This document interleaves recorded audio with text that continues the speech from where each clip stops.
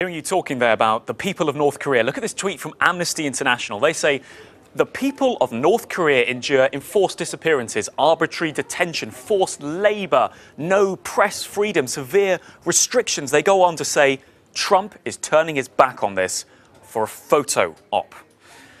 Now, the people of North Korea perhaps being not at the centre when we're looking at photos like that. It gives the press what they're after, a photo op, doesn't it? But what about those people themselves, and what are they hearing? Well, this, perhaps interestingly here, has been front page news in North Korea. In the past, the last summit was not broadcast quite as quickly as this. There was a delay, but this time, Kim Jong-un has been all over the news, his visit all over the state newspaper and indeed the state television channel. Now, these clips interesting because they feature North Koreans. Of course, this is a state-run propaganda channel. This is not a free channel. People cannot give their free opinion.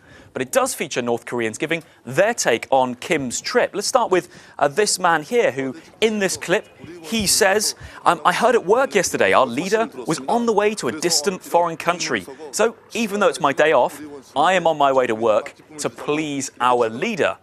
That's what he had to say. They then went on in this news report on Korea Central Television to feature this woman on a bus. She said to the camera, I couldn't stop myself from being excited when I saw our respected leader on TV. She said, we can't live a moment away from our leader. I really miss him.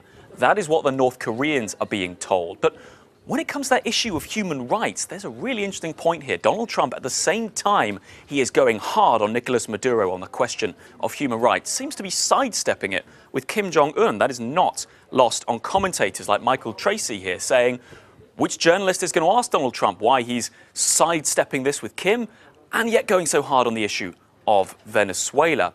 That is an interesting point, but it's not just America that's coming under pressure, Tessa, in all of this. I've just got a statement here, literally just sent to me here in the Cube from the UN Director of Human Rights Watch. This is what he had to say about the EU's position. EU nations should restore some sanity, he says, to the conversation by putting North Korea's human rights violations back on the table. It doesn't have to be either or with nuclear weapons and ending abuses. In fact, previously writing on a Euronews op-ed, the UN Human Rights Director for Human Rights Watch here had called for Europe to step up to fill the gap that America seemingly left on the international stage to raise this issue. So the question, Tessa, will Europe do it?